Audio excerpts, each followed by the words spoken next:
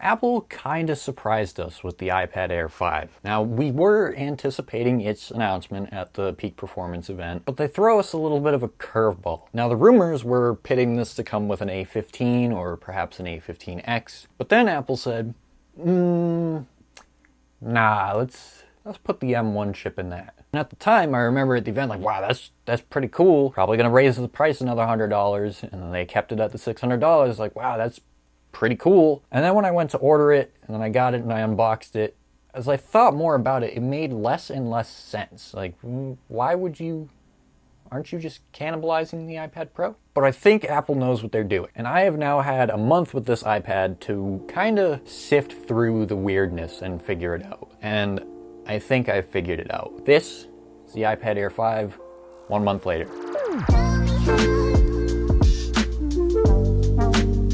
So there's going to be two parts to this video, the regular review, and then there's also going to be what I think Apple's plan for this iPad is. So we're going to start with the review, that's what you're here for probably. Starting with the build. Build is bad. The build is bad. Not because it's reused, not because it's the same type of design we've had since 2018. I love that. I love this boxy looking design. It creaks. Creakgate is in fact real. There's something in there that isn't secured the proper way. I pointed this out in my unboxing. It's like, it sounds like something's loose. No, it was something creaking. This is not an isolated issue. I know Luke Miani, his suffers from Creakgate. I've seen a couple posts on Reddit, like, does it creak when you bend it? Yes, it does. So yeah, that is a thing. Don't know how well that's gonna hold up long term. I know for the month I've had it, it hasn't fallen apart, obviously. But we'll come back to that later in what I think Apple has planned for this. It's survived a month, but we'll have to see. As far as everything else for the build, it's the same.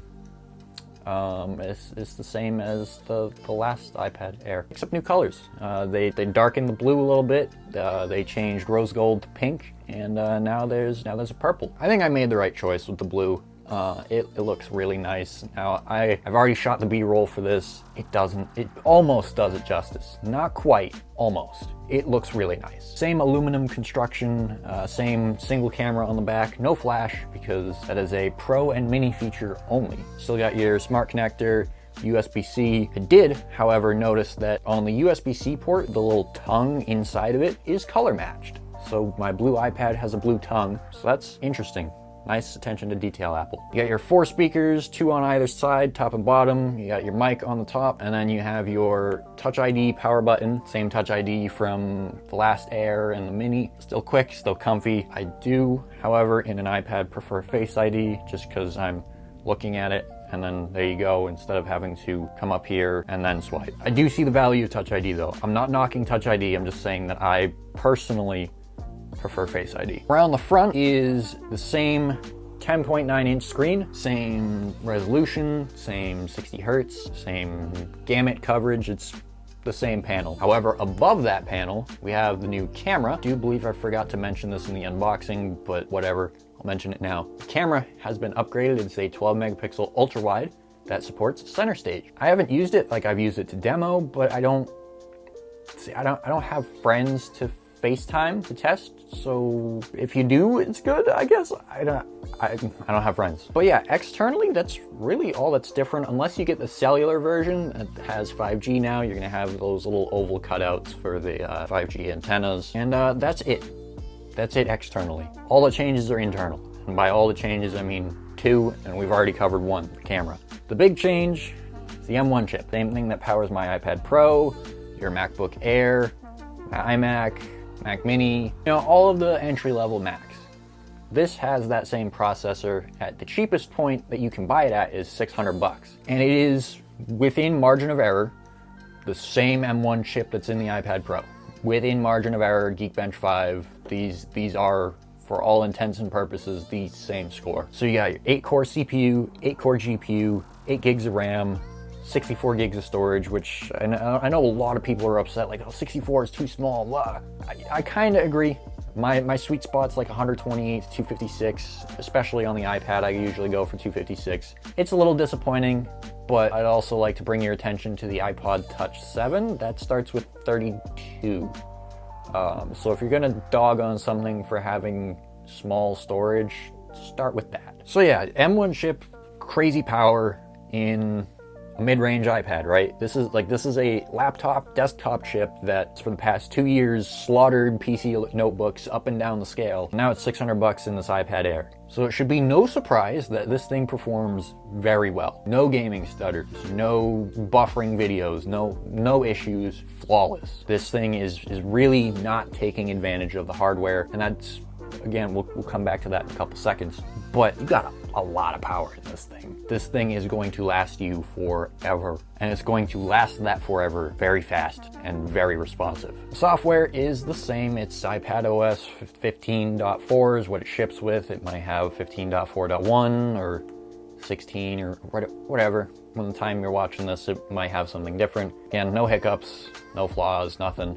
So overall, it's the typical spec bump, but like cranked up to 15 because of the M1 chip, right? Like we were expecting the A15 or an A15X or something like that. We got desktop class M1. And after some shower thinking, I think I've figured it out. And it really comes down to two things: longevity and the potential for software/feature exclusivity. Let's break it down. We'll start with longevity. So the longevity should be pretty self-explanatory. iOS 15 or iPadOS 15 goes way back.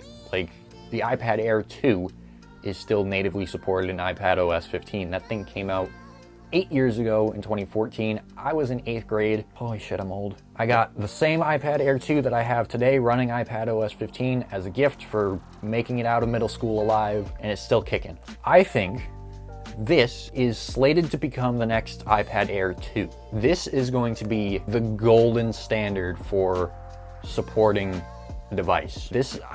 Honestly, with the M1 chip, the 8 gigs of RAM, 8 cores, CPU, GPU, everything that's crammed into here, I can see this lasting to like 2032, 2033. That's crazy. And I don't want to keep talking about that because that's a long ways away. And I'd be interested to see what Apple's up to in a decade, but this on paper should still be kicking around by then, because you've got 8 gigs of RAM, you've got a stupid CPU, stupid GPU, and you're not taking advantage of this, right? Like, this doesn't have enough room to stretch its legs now. However, in the future, that's where we come into the next part, it might. There's a clear divide now among the iPad lineup. There's the Vanilla and the Mini that have the A series chips, and the Air and the Pro that have the M series chips. So you have phone hardware, desktop hardware.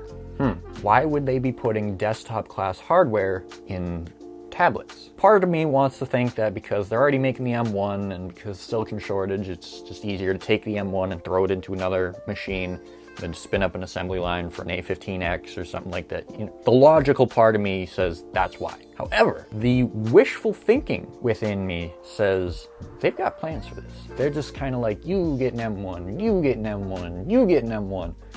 But why? I think Apple, and I know we say this every year, and the cries for this get louder and louder every year as more and more power gets stuffed into the same iPad body. I think Apple's planning on some form of Pro apps for the iPad, and it would make sense to give it to the M1 chips, right? You know, they have the 8 gigs or 16 gigs of RAM if you have the 1 or 2 terabyte Pro. That just makes sense in here, right?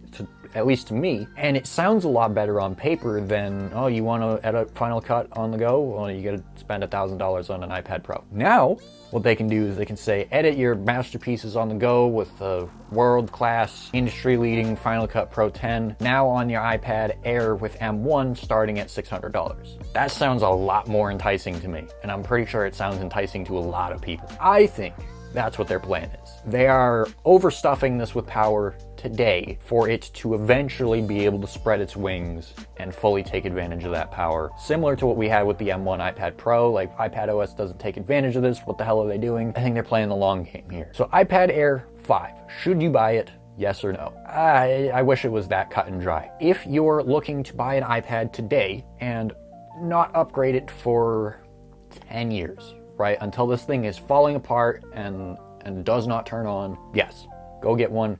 You will not be disappointed. It is more than you will need for the foreseeable future, and you'll be very comfortable with it. Just maybe get 256 gigs if you're planning on keeping this for a while. If you have a newer iPad, so like maybe 2017 and on, I don't think you need to upgrade quite yet. But if you have an older one, if you're, God forbid, still kicking around on an iPad Air 2, absolutely, this is worth it. Go get one. If you're looking to maybe capitalize on pro apps on the iPad at some point in time, this is a good spot to enter. Again, maybe 256 instead of 64, but this is a good spot to look. But if you're not, and you're just kind of okay with YouTube and Twitter real fast, like maybe try to find last year's or 2020's. It's probably going to be like $400. Go get that one. That's still plenty powerful. In fact, I'm probably going to return this one and keep my Air 4, because I have the Air 4 and the Pro with M1. I don't really need their love child. I don't know. But the iPad Air 5 is still weird today, but I don't think it'll be weird in the future. But we'll just have to see. I hope you guys enjoyed. If you did, be sure to leave a like, subscribe. Tell me in the comments what you think Apple was planning with this iPad. Were they just, yeah, we have M1s, throw it in? Or did they have something a little bit bigger coming in the future? Let me know. I'll catch you guys in the next video. Take care.